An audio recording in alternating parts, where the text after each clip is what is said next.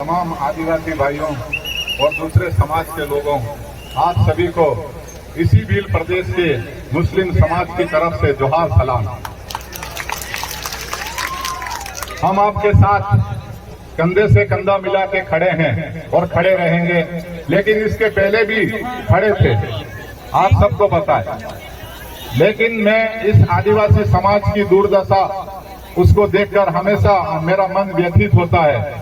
तो मैंने एक निष्कर्ष निकाला, इस नतीजे पे पहुंचा कि आप जैसी बहादुर कौम, आप जैसी कामकाज करने वाली कौम, आप जैसी परिश्रमी कौम आज तक इतना पीछे क्यों है। उसका सिर्फ एक ही कारण है कि आपके पास कोई रहबर नहीं है, आपके पास कोई नेता नहीं है जो आपको एक साथ संगठित कर सके। अगर आप संगठित हो जाते हैं तो ये पूरा इलाका आपका था, आपका है, आपका रहेगा, आपको कोई यहां से हिला नहीं सकता।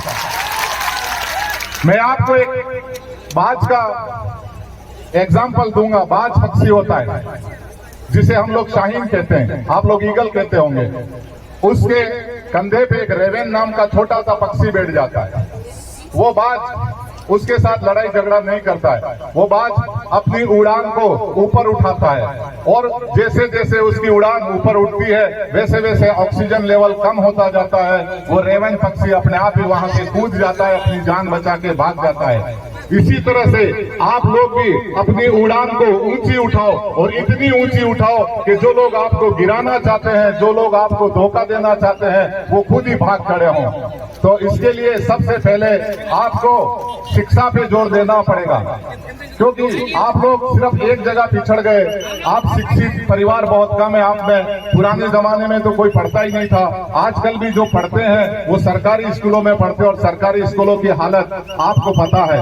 या तो इस पूरे भील प्रदेश की जब भी आप मांग करो, सबसे पहली मांग करो कि यहाँ से जो प्राइवेट स्कूल हैं उन स्कूलों को आप लोग खत्म करो। जब तक आप सरकारी स्कूलों नहीं करोगे आपका भला होने वाला नहीं है, क्योंकि आपकी हैसियत, आपके पास इतना धन नहीं है कि आप प्राइवेट स्कूलों में जाके पढ़ाई कर सकें। मेरा आप लोगों से अनुरोध है कि आप भील प्रदेश जिस हिसाब से आप प्रदेश मांग रहे हैं, मुझे नहीं लगता कि इस हिसाब से तो आपको जो 5 किलो अनाज मिल रहा है वो भी मिलने वाला आगे चल के। इसके लिए आपको ताबड़तोड़ रैलियां करनी पड़ेंगी, बहुत संघर्ष करना पड़ेगा। इतना जल्दी कभी किसी को कोई चीज आज तक न मिली है न आगे मिलेगी। और हमने, अगर हम मुसलमानों की बात करें तो हमने इस प्रदेश को, इस क्षेत्र को बचाने के लिए 1576 दोपहर की 23 जून की दोपहरी में आपके साथ कंधे से कंधा लड़ा के 1000 हमारे मुसलमान उस हल्दी घाटी के पीले मिट्टी को लाल किया था।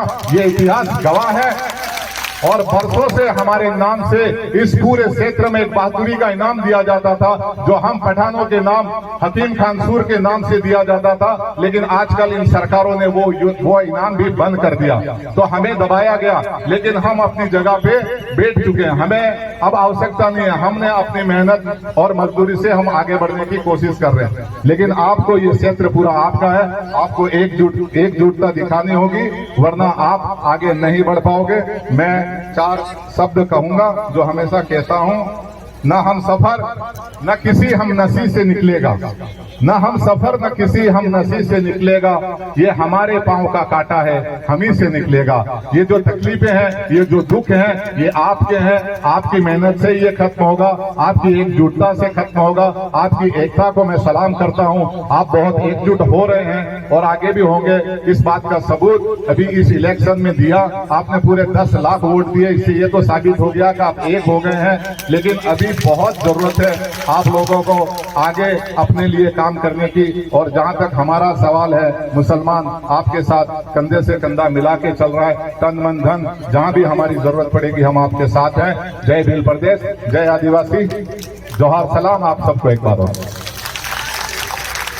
बहुत बहुत धन्यवाद। आपने सामाजिक एकता की मिसाल पेश की। आपके भाषण से पूरा जो पांडाल है वो आपको सम्मान करता है। एक बार जोरदार तालियां हो जाए इनके लिए। मैं आगे की कड़ी के लिए घाटों से अशोक भाई भील को बुलाना चाहूंगा। आप आए और अपना वक्तव्य प्रदान करें।